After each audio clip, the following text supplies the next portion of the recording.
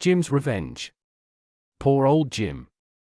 He just wanted a part-time job, but finds himself dragged into the local underworld, bullying, drug dealing, and race fixing. What else could happen? Why not listen to a reading and get a taste for the novel?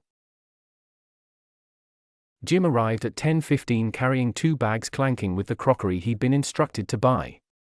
He'd also purchased tea bags, coffee, milk, and some biscuits. After exchanging greetings with Sandra and Moira, he went to the tea point and began making preparations.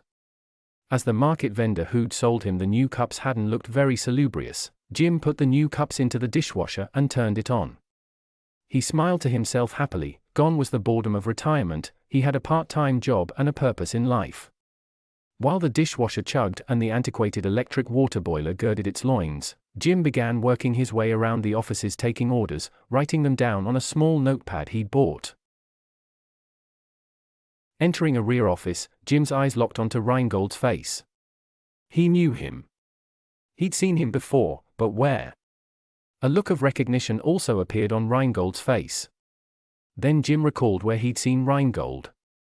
He was one of the men Adrian Drinkwater had accused of being a drug dealer. Reingold recovered quickly. Small world. If it isn't the duck feeder. You must be Jim. I hope you aren't going to accuse me of being a drug dealer again. I never did, Jim replied. That was my friend and he's going a bit doolally. I apologize for what he said. Apology accepted. Jim swiftly moved on. I'm taking orders. Tea or coffee? White coffee, Reingold said, no sugar.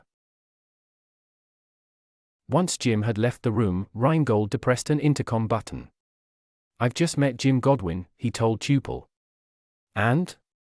He's the guy who fingered us in the park, Reingold said, the guy who accused us of being drug dealers. He can't prove anything, Tuple replied. He could start spreading rumors, Reingold said. We need to get rid of him, pronto. Like we got rid of Michelle, the cleaner who found our stash? Tuple replied. Yeah, Reingold said. As he'd just had a snort in the toilets, Tuple giggled, pity I'm out of white rats. Reingold was not amused. Forget white rats, you idiot.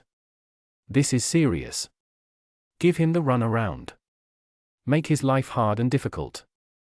We need to get rid of Jim Godwin before he can start spreading rumors. After Reingold had hung up, Tuple glanced in Ernwood's direction and gestured for him to come over.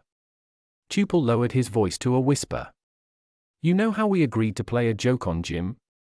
When Ernwood nodded, Tuple said, as Mr. Flynett won't be in today, it would be a good time and I've had an idea.